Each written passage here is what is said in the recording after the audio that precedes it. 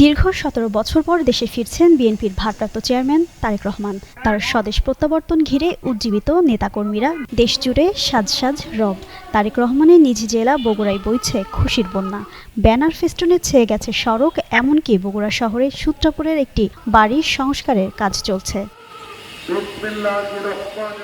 কয়েকদিন ধরে green asset complex নামের বাসাটিতে নতুন করে রং করা সহ ছোটখাটো সংস্কার কাজ চলছে। ১৫ থেকে ১৬ জন নির্মাণ শ্রমিক সংস্কার কাজ করছেন।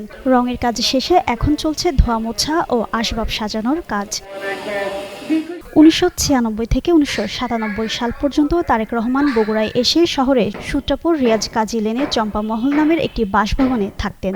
পরে চম্পামহলের পাশে ৪ শতক জায়গার উপর নির্মাণ করা হয় green asset complex.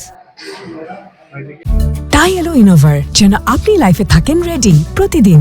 Innova, designed for now. ১৯৯৮ সাল থেকে বগুড়ায় এলে ৪ তলা বিশিষ্ট এ বাসভবনে থাকতেন বিএনপির ভারপ্রাপ্ত চেয়ারম্যান। ২০০১ সালে ৪ দলীয় জোট সরকার ক্ষমতায় আসার পর তারেক রহমানকে ঘিরে দিনরাতে নেতাকর্মীদের ভিড়ে সরগম থাকত বাড়িটি।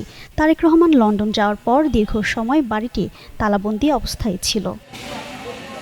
চম্পামহল এবং গ্রিন অ্যাসেস্ট নামের বাসা দুটির মালিক বিএনপির ভারপ্রাপ্ত চেয়ারম্যানের উপদেষ্টা ও বগুড়া ৭ আসনের সাবেক সংসদ সদস্য হেলালুজ্জামান তালুকদার।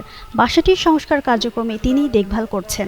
তিনি জানান, গ্রিন অ্যাসেস্টের মালিক তারেক রহমান নিজেই। বগুড়ায় নির্বাচনী এলাকায় এসে তিনি নিজের বাড়িতে থাকবেন, এটাই স্বাভাবিক।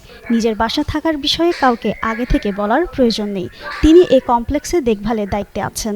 এ কারণে তারেক রহমানের দেশে ফেরার খবরে সাজানো তদারকি করছেন বলেও জানান তিনি। জিন্নাত আরা ঋতু, যুগান্তর নিউজ।